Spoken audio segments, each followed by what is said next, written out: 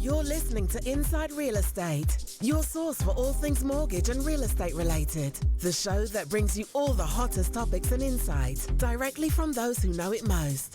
Now sit back and enjoy the show. Just kidding. We're good. Good morning, everyone. Paul Pasalakis, Brad Weisgerber. Forget my name for a second. Yeah, Salvatore Cusmano. We are Inside Real Estate. Today we have a very special guest, Vic. What was that? It's about as bad as yours, so you should be able to say mine. Say your last name. Simjanowski. Simjanowski. Ivica Simjanowski. Look at that. Yes. You got the first name Other right. than the name, you're Greek, right? No. No. You're Macedonian. You're Macedonian. Yeah, it's the same thing. The descendant of Alexander the Great. No. He's Yes, ours. yes. He's ours. Everything's the Greeks. He's ours. This whole thing with Alexander the Great. Anyway, The Greeks even invented iPhones. So They did everything. That by now? What's up, everyone? Obviously, today we've got a special show. We've got Vic from Dobie Real Estate, great real estate agent. He's going to talk to us about his story, how he got into the business, how he does his hair in the morning. It always looks amazing. And then, we've got some more topics. I want to talk about credit scores being the highest that they've ever been on average, and I'm going to ask you guys what you guys think that number is. We're going into a buyer's market, and also some loosening of guidelines with Fannie and Freddie maybe going private. I want to talk about what we think that might do to the market. But first and foremost, we have Mr. Vic. And Vic, obviously you're with Dobie Real Estate, a great friend of the show. We've had Simon on before. We've had some other people from the show, from the office on the show. Tell me why you got into real estate, how you got into real estate, and then we'll transition from there. Do we have more than 30 minutes? No, you got to do it in like 2 minutes. We know how you Macedonians like to talk. Well, my family's manufacturing, so my family, when they came over here from Macedonia. I was in a manufacturing company with my father for about 30 years of my life. I'm 45. So, by the way, Vic looks like he's like 35, so it's good. So you know how it is coming from a immigrant family. They make you go to work even when you're 12 years old. You sweep the floors, you do whatever you have to do. So me and my dad opened up our own business. We're in business for about 15 years. Economy took a little bit of a dip. He turned 70. He's like, what do you want to do? I'm like, I don't want to do this anymore. I'm sick of this. Yeah, dude. It's like, well, what are you going to do? I'm like, I don't know. But at that time, we just had a baby, so I took a year off. You and your dad? No, me and my wife. Me and my wife. Man, Vic's just getting roasted right now. So I took a year off. I had a little newborn baby. I took a year off, spent the first year with him. My wife's, what are you going to do? Why are you sitting home all day? I'm like, well, I'm trying to figure out what I want to do. So at the age of 40, I made a career change and got into real estate. Yeah. What year was that?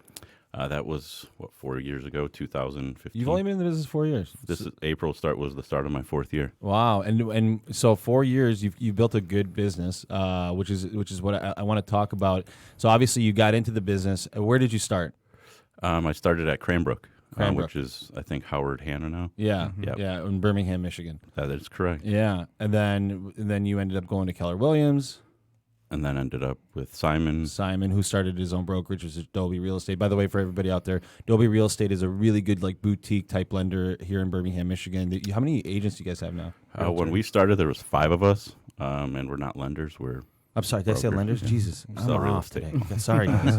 It's the whole. Yeah, sorry, guys. We started with 5 guys, five people at Simon Thomas Homes when it started. Yeah. And now we're close to 40 agents within 1 year. We started back in August of last year. That's a lot of growth. Yeah. So talk to me about Dobie and why you think, you're having success. You guys are doing a lot of good stuff at that brokerage in general. How did you start? Let's go back. Sorry. How did you get in the business? How did you start getting business very early, right? Because that's tough. A lot of people that get into the industry, 4 years, you're doing pretty well. But that first year or 2 years is really, really hard.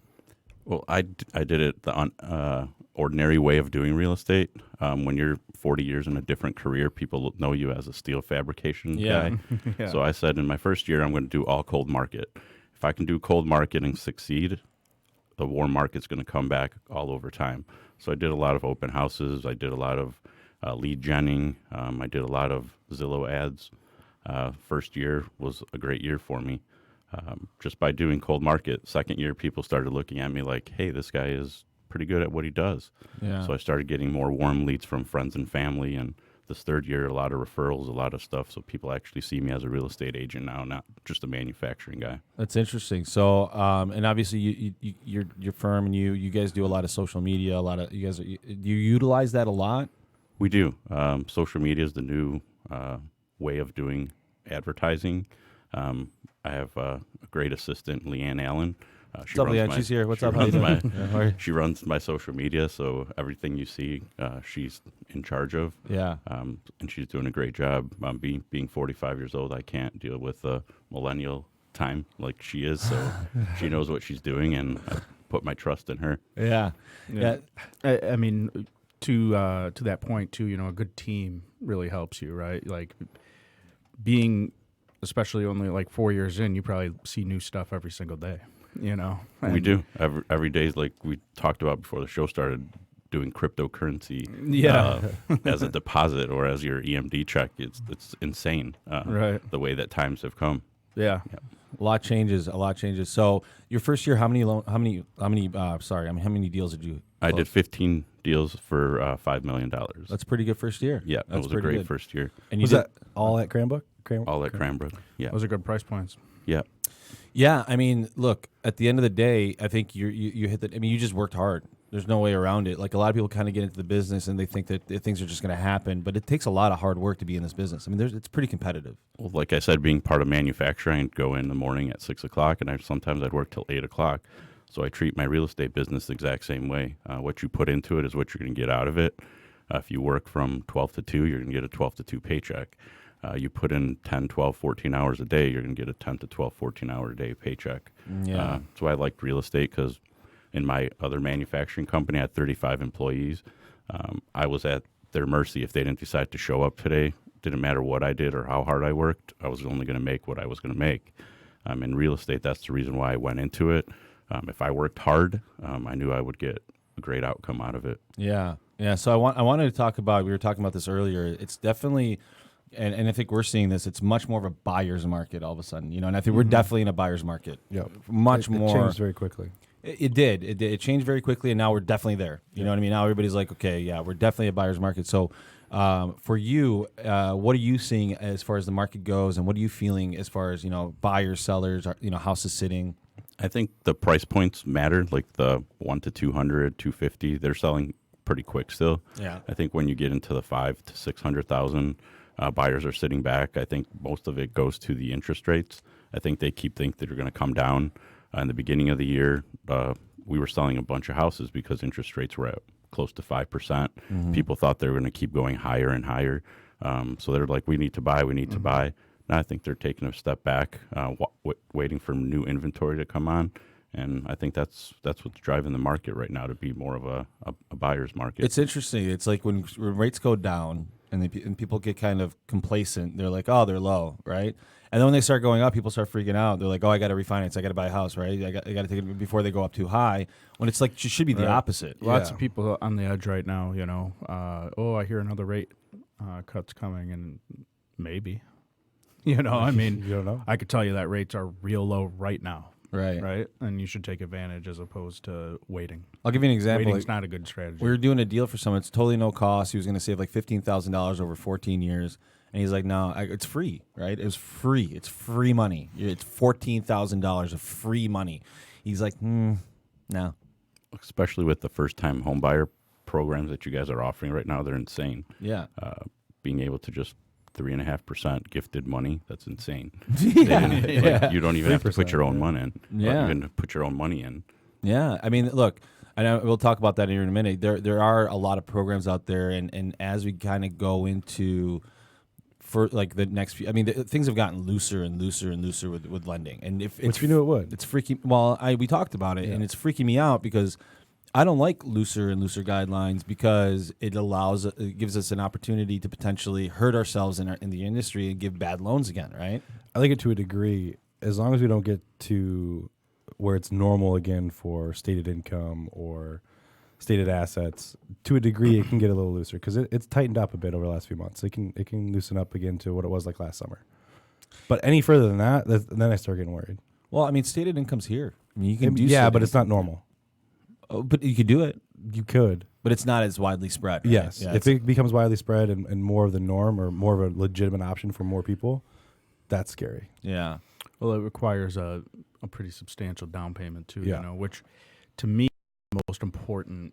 It's the equity it position in should the be house, the yeah. most scrutinized thing on a loan, right? Like, or at least like the biggest decision maker. If you're going to put 20% skin in the game on, you know, $400,000 house, I mean, that's going to be that's You're a lot invested of in money, that house. right? Right. Definitely I are. mean, yeah, it's Yeah. like You're not going to walk away. and even if you take a dip or whatever, you can sell it, no big deal, right? But it's funny, like you said, you know, 3% down, not even your own money. It's like You can put 300. it's like walking out of a lease, kind of. You can know, put- both are going to jam your credit, so You can get whatever. a $400,000 house with 3% down.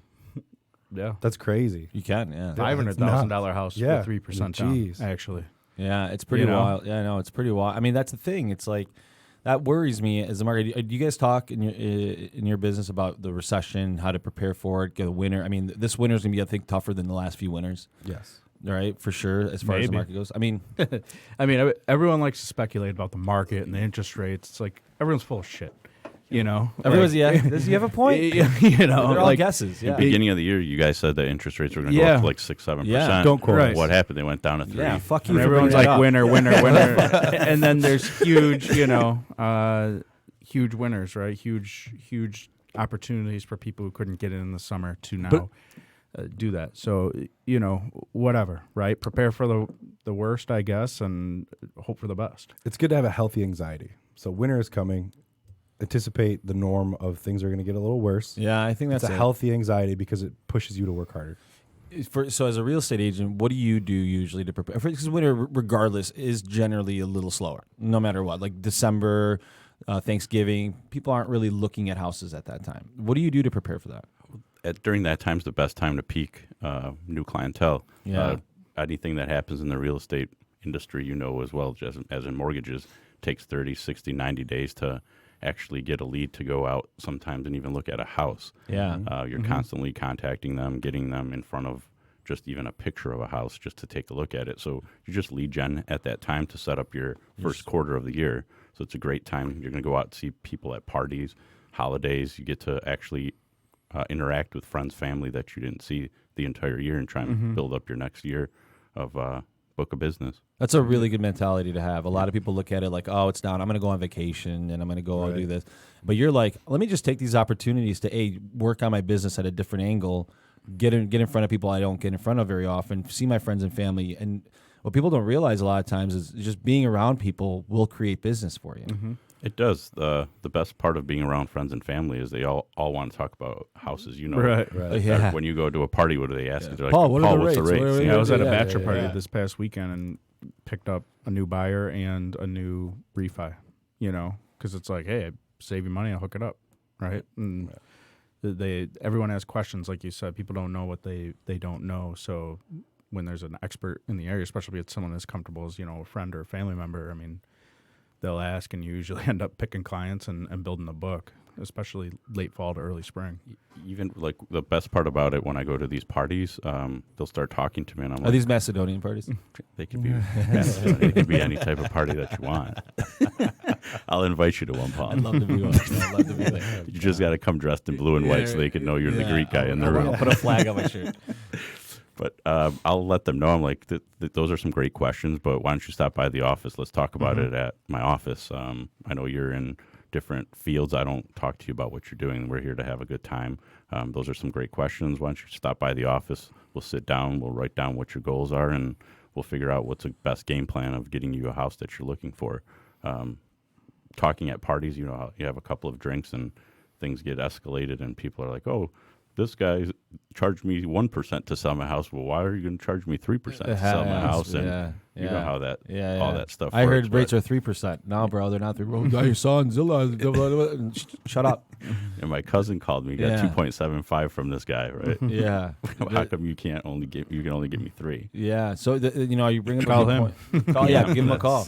So what do you do to combat this like discount brokerage model? A lot of that we're getting, right? Because it's, you know, as a real estate agent, you know, you charge what you charge, and it costs money for a good agent. I mean, they should get paid for what they for their value or whatever that may be. There's a lot of models now that are coming out. Well, we'll sell your house at 1% or 2%. What do you do to keep your value proposition high so that you can say, no, that's my cost? The way I let them know is that at 3%, you might get someone that's going to do a 1% job for you. So you got a $100,000 house, for example. I might be able to get you $90,000 because I'm going to work hard for you. The guy's working for 1%. He's going to sell your house for $70,000. So that difference in fees that you're going to make up, I'm going to make up because I know what I'm doing. The other guy pretty much charging a 1% fee. He's just signing a document, hoping he's going to make $1,000 on the house. You know, he doesn't really care. I'm going to fight for you. I'm going to do all I can to get you the best value if you're selling or if you're buying a house. And and the houses are sitting more now. So, you know, like a year or two ago, like you could sell a house with your eyes closed. It wasn't very difficult. You put a sign out in the front of the yard, and that house is 10 offers within like a few hours, right? Now it's a little bit different. It takes acumen and ability to sell a house, whereas before it was a little bit different. So the value proposition is much higher, I think, for someone that knows what they're doing. And would you agree with that? I totally agree with you. When new agents come in and they freak out because their house has been sitting on the market for a week, I'm like, a week is not that long. No, you know, a week is not, unless you're in a super hot market like Royal Oak was when they're doing 15, 20 offers on a house the first day. Yeah. And there's a lineup of agents. Those days, I think, are gone.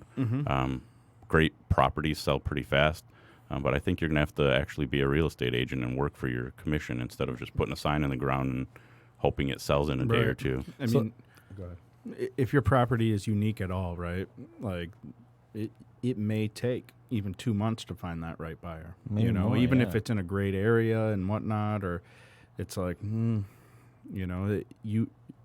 can't just make the buyer come out of nowhere. Like you said, it's not like a line of people waiting for each house now, unless it's like that cookie cutter home that fits like 80% of everyone's boxes. It depends too on the school districts too. Most like Troy, Rochester, Bloomfield, they don't really care. Like they're like, oh, it's a house in Troy. I want the school district. Yeah. They'll deal with it and they'll renovate it over time. But if you're not in a desirable school district, the house is going to sit for a little while. Even though the school district might be great, they still like, oh, it's not the top school district, top 5. We're not going to go there. Yeah, that's for sure. That's true. So, like for you, when you get a listing, what do you do differently, or what do you do that helps your seller get more looks at it? Right. I mean, that's a big deal. You just want people to get into the house and see it. Right. How do you create traffic for that house in a market where the sellers or the buyers, where the buyers have a lot more control? They can be more picky. And you might have a house that has like a really small master bedroom that's harder to market. Like, what do you do that's different? What we did, I'll give you an example. We sold the house up in Clarkston. We marketed it on Zillow, coming soon, 2 weeks in advance. We put the sign in the ground with the coming soon sign on top. We sold the house in 5 hours. No way! We Wow. had What was the people price calling. point? It was price point was $250. Okay. We got $265 for it. Wow. The guy was excited. We got 5 offers the first day. People wanted to go inside of it because they have that anticipation of they can't have something that they can't have. So they were looking like, well, this house is in the area that we want to be in, but I can't have it yet. I need to be first. I need to get there. Right. So they're constantly calling, when is it going to go on? When is it going to go on? That's one way we do it. We do videos. We do a lot of blogs. Leanne sends out a bunch of email blasts. We try and market each house the same. It doesn't matter if it's a $100,000 house or if it's a $2 million house. We treat each client the same way. Our motto with my group, with me and Leanne, is above all of our clients' expectations, above and beyond. So when you can think of some kind of a memory of like going out to a restaurant, how many times have you eaten dinner? But what's the one restaurant and what do they do that stuck out to you? For us, we try and go above and beyond what their expectations are. Right from the start. We do everything that we can to make sure that it's not a transaction. We treat everyone that we do a deal with as family. They're friends and family for life. Do you narrate like a slideshow for your listings? Because that voice is You got that voice, that voice bro. is That's intense, silky man. smooth. You should start narrating it and have a slideshow on Zillow. Remember that radio show Pillow Talk or whatever it was? Alan Allman. Yeah, there you go. Yeah, say so. These guys, Leanne's laughing. She's laughing because they do the same thing to me at the office. You should be on the. You should be actually the host. Can I? You be the host from now on. Switch chairs. Yeah, I'm not doing it anymore. Yeah, man. So it definitely is. We're definitely going to be a buyer's market, and as a listing agent, you can't just put a sign in the ground anymore and take a picture with you in the background in the bathroom in the mirror, and you have to be a pro about it. Yeah, like I said, each house, it doesn't matter what the value is. We try and do it all the same. That's why I like Dobie. The part about Dobie is we're changing the game in the real estate industry. About a year ago when we left KW, there's an agent that came up to us and was like, what are you guys going to do when you go into a listing appointment and it's me and your brokerage number 5,000 and I'm number 1 at the time? Like, it doesn't really matter what the brokerage is. Yeah. No. They care about the person. Yeah. Like, so that's all that matters. The sign that goes in the ground is a sign. They just care about who's going to sell the house and how personal you're going to be to them. That's all that matters. It doesn't matter what brokerage you work at, because you're not the number 1 person in that company. Right. Well, when you go to Verizon, you're like, oh, I bought this phone from the number 1 Verizon seller at Verizon. Right. The name might get you in the door, but it's not going to. And another thing too is, you're going to explain to that person like that doesn't even really matter, right? Like Yeah, when you it doesn't. talk to them, like, who's Dobie? Well, let me tell you about us, right? As opposed to, well, we're not number 1, but like, does that, like you said, it doesn't even matter. Like, it's all access to the same thing. I don't think clients realize that. I would say the I would MLS say, is. Well, it's not even just clients; it's also people in the profession. right. Right. I would say think about when you bought know? this house. Do you know who the agent was that listed it when you bought it? They'll say no because nobody knows. It doesn't matter. Yeah. It's the house. Yeah. It definitely isn't. Like at Dobie, we have 13 staff members for 40 agents. Yeah. So we have a marketing director. We have a everything is done for us. Simon Thomas, who runs the brokerage, he treats it like a business. It's not. We have one marketing guy for 200 people. We actually have. Your marketing's great. I mean, It's it insane. was a conscious effort by you guys and Simon and everybody to actually have a marketing team. And companies in today's Here we go. world. What? Paul gets all giddy about marketing, man. Go ahead. I'm just saying, dude. I think companies that don't think about marketing, like we talked to a company that is a $2 billion company the other day, and we brought up marketing. He's like, oh yeah, we don't do that. Yeah, we don't have a budget for that. I mean, how do you not have marketing, especially in this when it's as this competitive, and it's obviously working for you guys because you guys built a brand very quickly. Yeah, within the first year, last month we hit number 37 brokerage in the state of Michigan with 40 agents. That's within That's 1 crazy. year, dude. With 1 year, and we That's started crazy. with 5. Right. So Marketing. It goes to show you that it doesn't matter who put what signs in the ground. No. It's the people. If today Salvatore Cusmano decided to go work wherever or start his own. Whoa, let's calm down. Well, he's not going anywhere. I'm just saying if he did, or someone from our team, if they decided to go somewhere, they would still be the same person. They could still get the same business. It doesn't matter that they're with Omega. But then again, it's like, what value does Omega or Dobie give their people to feel like they should be part of that? That's the difference. That's what happens at Dobie. Everybody there's family. Like we have that open concept. We go in there. It's fun to go to work. It's a great office. Everyone loves talking to each other. We collaborate on stuff. If somebody doesn't know something, we're not locked up in our own office. Everybody talks, so everyone hears what's going on, and you get input from a bunch of different people. It's great. It's a great concept of having a free flow. Well, open you guys concept. actually have people in the interesting. You guys actually have people in the office. Like when we walk into the office, there's people there. There's buzzing. There's and then sometimes we've walked into other offices, Sal, and they're big market centers. Nobody's there. Like nobody's there. Nobody wants to be there. They're all walking right past each other. There's no collaboration. It's a very different environment. Like as far how do you keep that going as you guys grow? We'd like to celebrate wins and losses with each other. It doesn't matter. We always help each other out. Yeah. We have this little gong in the back. Every time somebody puts a deal under contract, we have this little Nerf gun that we try and shoot the gong That's from, awesome. Yeah. so everybody knows that there's something going on. Yeah. It's just the culture. You've been to our office. Yeah. You know all our core values that are in the back of the office. Yeah. If you don't fit that core value, you don't fit at Dobie. That's the key to the success that we've had. Simon's put a lot of effort and time into creating an amazing culture, and it breeds a great culture. Yeah. People that come in feel welcome. They don't feel like, oh, this guy's coming here to steal my deals. There's enough deals around town. It doesn't have to be that way. If you make people feel like your family, then that's like you said, they enjoy coming to work because they feel like they're family, and that's what we all are. We're a big family at Dobie. Yeah. So let's fast forward. So obviously you've been in it for 4 years now. You're doing fairly well. How do you continue that? Like, obviously you started off really hammering the phones, being in front of people, doing everything you could do to get business. How now that you kind of have more of established business, people are probably calling you more. You're probably getting more referral business. How do you manage that, and what do you do to increase your bandwidth to do more business? So at Dobie, we call it our baby list, which is your sphere of influence. We try to touch each one of our baby list 4 to 5 times a year by sending gifts, not on the main holidays, like on a holiday that people don't expect, Like Flag something. Day. President's Day. Like President's Day, Yeah. something where people don't expect to get something. Alexander the Great's birthday. That's a definite. That's a definite. So that's what we do, and then we have a bunch of. We try to get 6 or 7 different lead streams into our office.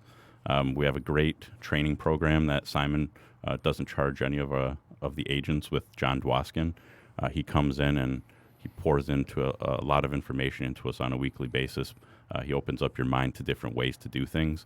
So Simon, he cares about his agents. He treats us all like his clientele. He doesn't treat us just like an agent with a number and tells us to leave. He calls it, we are his clients. So anything that we don't like, he likes to hear about it. And he does everything he can to change anything that we don't like. He's great guy to work for, and he's an amazing broker. What I'm hearing right now is that your environment and actually the place where you're at is actually a big contributing factor to the success that you're having. 100%. If it wasn't for just collaboration, being a new agent 4 years in the business, you're learning a lot of stuff. Like Sal said, every day I learn something new. Yeah. Being in my little cubicle by myself, not having anybody to talk to, it's How hard. great is it, like, for example, I work with Ross a lot, and I'm like, hey, like, what do you, even on a refi or something, we'll be talking about, like, a past client, and, hey, so-and-so said their house, a couple houses down the street sold. I talked to the appraiser that we have in our office, or someone who used to be an appraiser, and they say this, right? Like, what value, especially if you're pricing a house and whatnot, just from having that team around you to be able to do a better job at your job, right? Because, as a newer agent, sometimes like, man, I've never sold a house in this area, right? Like, you can ask people around you and not go in blind and actually do the service that your client hired you to do better. It's 100% correct, because if we have 40 agents now, each of them specialize in a different market, and just being able to go talk to someone and say, hey, what do you expect going on? I'm not in this market a lot. If I was to go, say, to Madison Heights, I'd go talk to someone that specializes in there, and they tell me, hey, this is what you can expect. This is how long you think it's going to sit on the market. They'd give me a great idea of what to set my customer up for when I go and have a talk with them. Right. If I was to do that by myself, it'd be hours and hours and hours of research. Right. Or even in some big office, it's all fragmented, and people are in and out. Maybe they don't want to help you out. Maybe they're the Madison Heights guy, right? But Yeah. they've only really sold 2 or 3 houses there the past couple of years, And they don't want to help you out. That's the problem. Is they're like, well, I'm in Madison Heights. Why are you selling a house in Madison Heights? Yeah, that's. I mean, there's a lot of good that comes out of that. For me, it's. I always wonder as a real estate agent, why you would not be in an environment that would be more conducive to your growth. You know what I mean? Like, why? So, like, there's a lot of agents that I've talked to before that are, like Ross, for instance. He was at a place, and I think we actually were like, man, you should go to Dobie because we like what they're doing over there. Because as if I was a real estate agent, I'd feel like I'd want to be there. So we kind of pushed that on him. But he was a little hesitant, right? Change and all that. But as a real estate agent, why wouldn't someone want to be in an environment like that? Me and Ross have become pretty close. We talk every day. Like, he'll text me at 11 o'clock at night. We'll try and collaborate on different ways of helping each other grow our business, where, like you said, you go into a bigger brokerage where other people are, like, they're standoffish. They try to hold everything tight. They're like, why am I going to help you, which is going to affect me? But at Dobie, everybody loves helping each other. Like Ross, like you told me, me and him talk every day. Like we sit across the desk. There's a huge desk like this. There's probably 20 of us that cram in on a little desk. Yeah. And you see the space, it's huge, but everybody wants to be around each other because excitement creates different leads, and it's exciting to hear what other people are doing. Yeah, that's interesting. So talk to me about the relationship between, because, as a real estate agent, you have the ability to work with, different title companies, different mortgage lenders, that kind of stuff. What do you look for partners that you work with to service your clients, right? Because ultimately, when a buyer comes to you, they're gonna be like, "Hey, I want to buy a house," and usually, are you pre-approved? No, okay. Well, here, talk to these few people, right? So, what do you look for? So, from us, from a lending company, like, what is it that's important to you as a real estate agent for your partners to provide to you? I just don't like aha moments where somebody scares you like a week before or a day before and says, "Hey, we can't close," or "What do you mean we can't? We can't come out and do a closing at 9:00 on Monday. We can only do it on Friday." So I look for people that are actually as professional as I am in my business. Right. I'd like to know right from the start, hey, we're having a problem with this client. Don't give me a pre-approval if it's not really going to happen. Don't string me along 60 days when you told me you're going to close in 25 days. Just being professional, that's the main thing for me. Yeah. Because my clients are going to be like, you referred this person to me. Why is it taking me 90 days to get my house closed? Yeah. When you said 25. Yeah, it really does reflect on you, right? I was talking to someone the other day, and they're like, "Yeah, I mean, people have their guy, so it's or people come to me sometimes pre-approved from their bank or whatever, and it's a pretty big deal if I give your name out, right? Because essentially I'm your guy now, right? So like, you better do a good job. Like it's just kind of like the in and out of it, right? Like you got to know that whoever you're sending them to is going to take care of them the same way that you would. It's just like you guys referring agents, your clients. It's the same thing. If they just put them off to the side and deal with only their clients, you're going to get a bad name yourself. So it is funny how people sometimes, it's like they'll blow me up all day over like ordering. Did it get ordered? I'm like, dude, you'll get ordered. We got like 30 days left on the contract. It's going to get ordered today, right? And then I send a client over their way, and the client's they don't like, answer it. Hey, I called so-and-so. They didn't answer him back. I'm like, what? Like, I don't know. Yeah, it's crazy. It's crazy to me that people are still not communicating, because one of the reasons Sal's successful in general, and I've seen it happen, is he answers his phone and he lets people know and sets proper expectations. Like, dude, hey, his income's kind of shaky. We just FYI, we got a written verification back, and it doesn't look great. Tells him right away. yeah, that's the best way to do it. Be honest, because then Rips the Band-Aid off. It's not fair to the other agent or the buyer seller of the house. When you're representing each side, they're like, "Why'd you wait so long? We might have missed out on somebody." Yeah. I mean, I think that translates to a lot of different. I mean, good and bad news should travel fast, right? Yeah. The worst thing that a loan officer can do, and I've seen this throughout my career so many times. See it every day. Yeah, and I've done it when I was young, right? I was like, didn't want to tell people bad news, so you were in the background trying to fix it, like, I got to fix it. Scrambling. Yeah, and then you don't get it fixed, and then all of a sudden you're 3 weeks in, and you're like, well, what do you mean there's a problem? Well, it's the same with newer agents when they go to a home inspection and they get this huge list of items, and they're like, I don't know how am I going to tell this guy all these things have to get fixed, and there's always usually a way to solve it, right? Yeah, but as like a loan officer or an agent or something, you have to know what's realistic within those bounds, right? Of course, you can fix it if you put 100% down, right? And then you don't need a loan, right? But like, what has to be done? Is it realistic? If it's not, you got to pull that Band-Aid off the second you know, right? Otherwise, like, have a conversation with your client. Hey, you didn't tell me about this, and I asked you and you didn't tell me. Well, I didn't know, I was on the title of that house. We got to do this. We got to do that. Is it doable, right? And if it's not, then you got to ring the bells and let everyone know. Look, good loan officers do their due diligence as much as possible up front to give a proper pre-approval on a purchase. That's like the number one thing, right? You've got to make sure that you're looking for issues before they are. But the reality is, like Sal said, sometimes stuff comes up. Like you didn't expect. Like you said, they're on title of a different house they didn't tell you about. Well, now what? You know what I mean? It's not something that might come up right away, like, right? Yeah. So it does happen. The trick is, realistically, is just what? Why are you laughing? I just thought of a scenario that happened recently. Go ahead, talk about it. Oh yeah, I own a vacation. I own a cottage up in Traverse City. You guys need to know about that? Yeah. Do you own any other properties that's incumbent in that? Yeah, kind of matters. Yeah. I don't have a mortgage on it though. Doesn't matter. You own a property. Yeah, if you're buying a house, Oh, and unfortunately, Yeah. sometimes Don't like hide it. people's parents add them to deeds they didn't Yeah, even all know. the time. Right. They quit claiming them on in case something happens to them, and then you gotta figure that out, or was it done the right way, and so on and so forth. Things just happen though. You have to address them as they come and get it off your plate. I think that's the biggest issue of people getting like. Once you start to get to a level of where, like, hey, I'm doing 4, 5, 6 deals a month, right? Once you start to get really busy, like, everything feels good, but you got to get the bullshit off your plate, like, the second it's on it, Otherwise, you'll get bogged down, and your next month you'll do 2. It's like you tell your client, don't buy anything until you sign the mortgage. Closing. And, well, I needed appliances for the I really house. needed to get a Maserati, bro.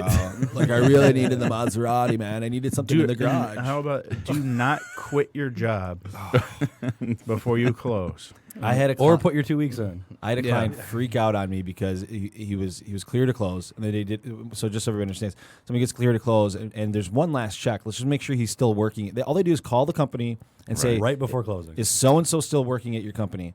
Well, they did that call, and he was pushing me. He was like, "I need to close. I'm like, dude, okay, we just got to do this last thing. We're gonna close. We're way ahead of schedule." Yeah, he quit 2 days ago. I'm like, "You quit your job?" He's like, "Yeah, what's the problem?"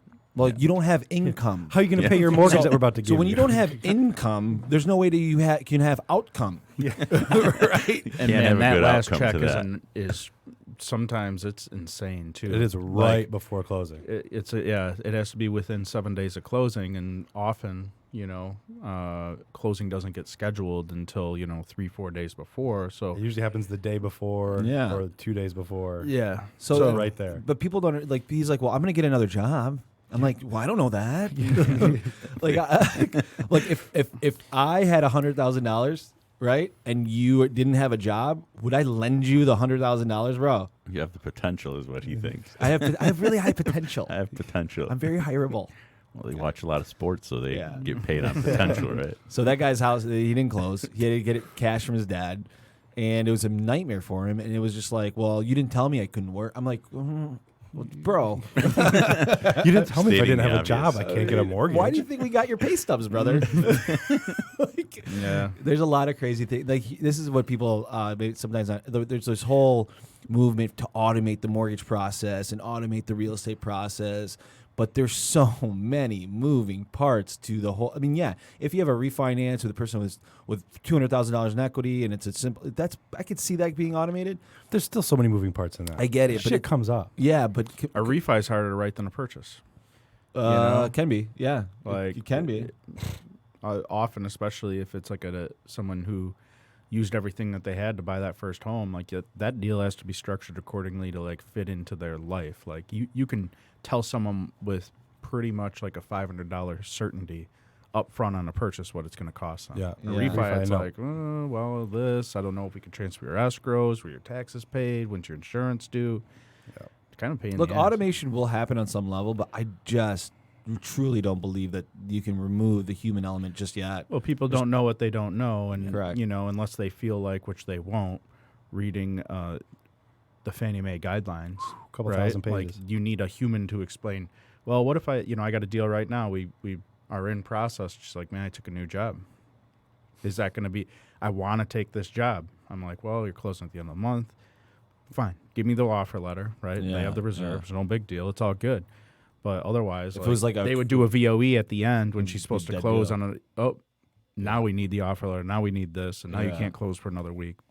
Yeah. So, It's going to be interesting to see what happens over the next few years with our industry. Our industry's really, a lot of money is being poured into the business to like automate things. You've got a lot of this iBuyer platform where Zillow's going to buy and sell houses and Open Door's going to buy and sell houses. They're not really in Michigan yet, so I don't think a lot of people are really thinking about it here in this area, but they just went to San Diego, I think it was. So they're infiltrating all these markets, and they're getting a lot of funding, and they're actually doing a lot of deals. But what people don't understand on those deals is, yeah, the real estate commission is one part of it, but they also have fees to do it. They're losing a lot of money by losing doing a these. lot of money. But people sometimes just want the quick cash. Like if I can sell my house, I don't have to do anything. I'll do it. So there is going to be a market for it.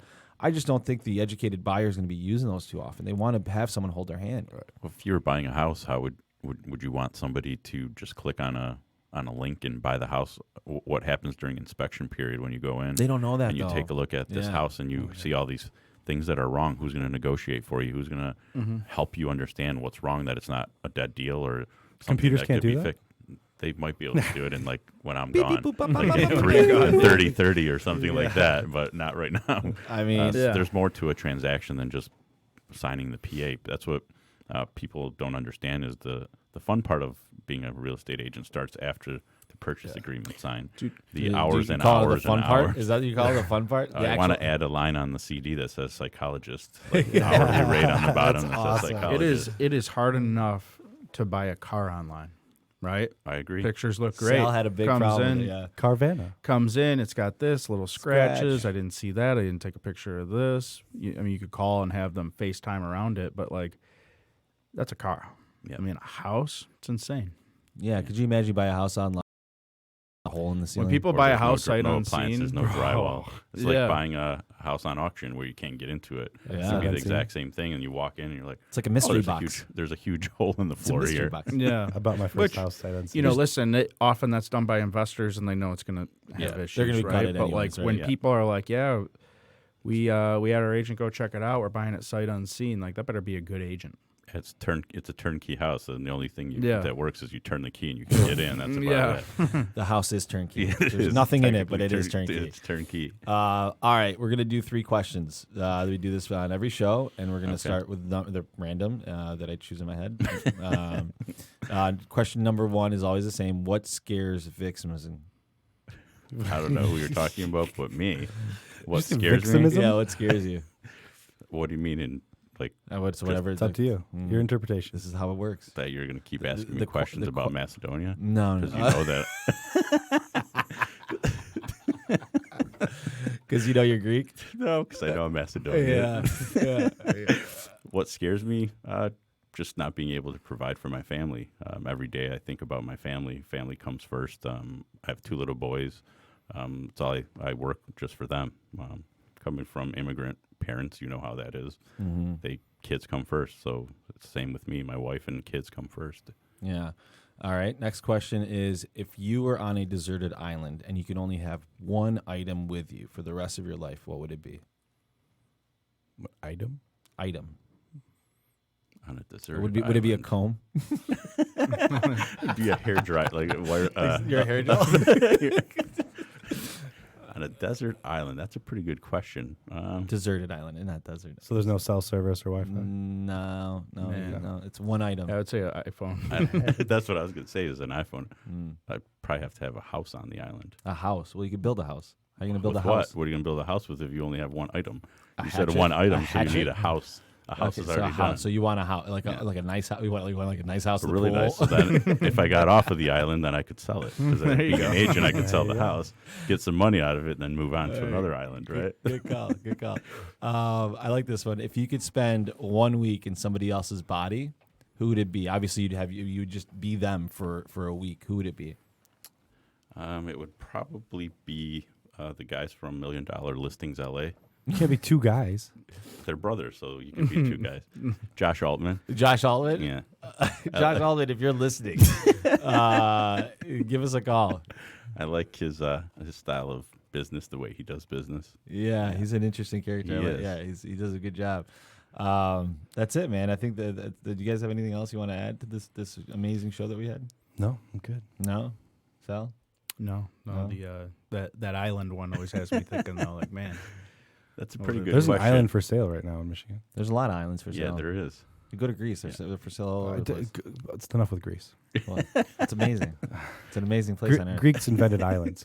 I We think actually did. probably invented air. They did. You like that air you're breathing? That's my air. Stop breathing my air.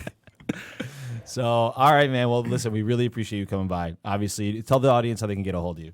You can get a hold of me by calling my cell number, 248-229-9137.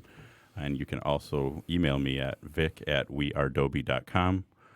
We also offer a great service to our clients that does set us above and beyond everyone else. We started up a concierge service for our clients. So anytime somebody buys a house from us, Leanne, our concierge, calls them up, sets them up with telephone, gas, any type of a service that they need for their house to make it a seamless transaction for them. So that's something that we're doing. That's awesome. So you guys continue to add value to your clients. To our clients. Which is awesome. That's a great idea. Yeah, it's a really good idea. By the way, Verizon, I think we have, our phones weren't working the other day. They're still not working. So I don't know what's going on with our phone services, but I'm over the phone. I want to, Sal the other day, I got to tell this story. Sal's got an earpiece. He threw it on the ground and stomped the living shit out of it. Just stomped the life out of it. And then it was a cockroach. And then 5 minutes later, went online and ordered another one. That's why they're doing it. It was worth it. It felt good, but then afterwards I was like, I really want that headset. it's Verizon. It's not my headset. I was on the phone with Verizon for an hour and a half last night, bro. I told Paul the same thing when I go on my drive home. Leanne's like, "Oh, you're here. I know where you are." Yeah. My wife laughs because I do business in my driveway because that's the best place I could get the best cell service. When I talk to you, just you're walking around in my driveway, and people probably think I'm insane, but I think, like we talked, I think it's something to do with that 5G network. I think so too. Yeah. 5G can go suck it. All right, guys. Have a wonderful day. We're out. Thanks for having me on.